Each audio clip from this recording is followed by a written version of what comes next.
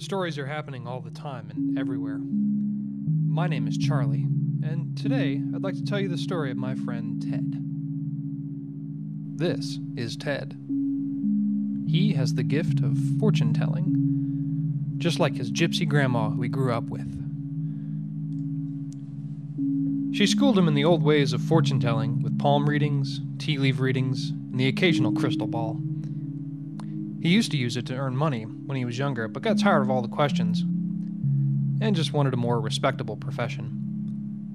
Now he uses his skills only for friends and family. Today, his boyfriend is apprehensive about a new job. He finishes the tea and hands the cup with the grounds in the bottom over to Ted.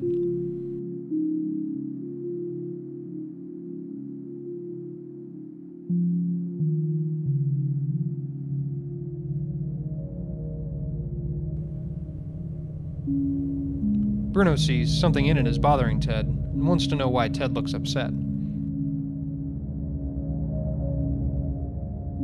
He tells him nothing to worry about and just to enjoy his first day. Bruno reluctantly agrees and leaves for work.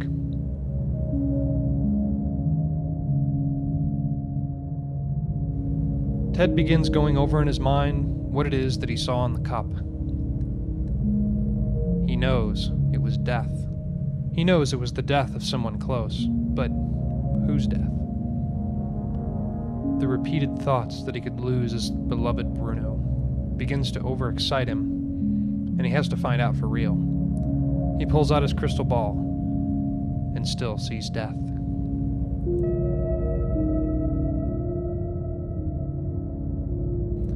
Now, in this state of panic, Ted rushes over to my house.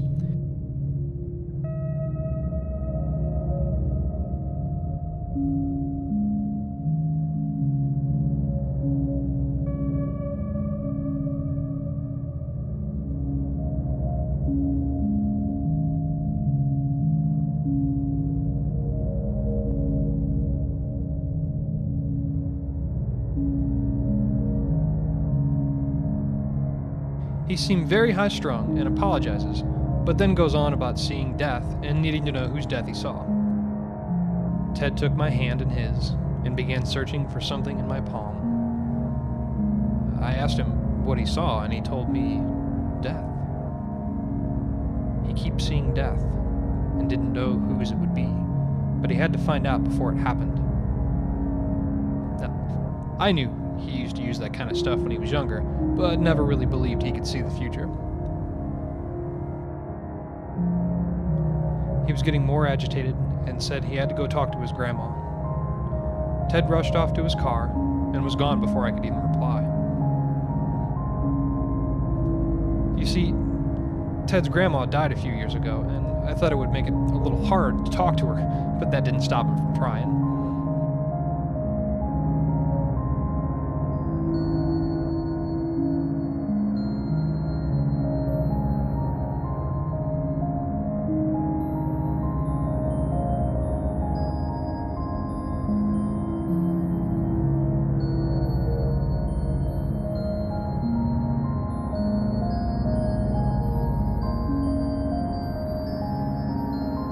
So Ted drove to the cemetery and walked up to his grandma's grave. I imagine he sits there, all sad, talking to a gravestone and asking for a little insight.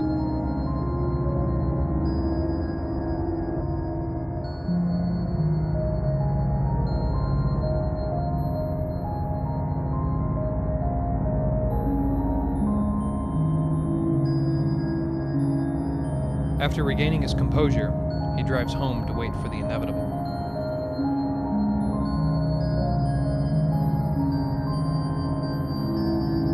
Unfortunately, on his way home, a car swerved into his lane, and Ted learned that the death he saw was his own. A couple days after his funeral, his cousin Fleur showed up. Bruno, her, and myself all went to the gravesite, and she told us of the family gift and how she'd also saw the death, but knew there was nothing she could do. That is the story of my friend Ted, who saw his own death.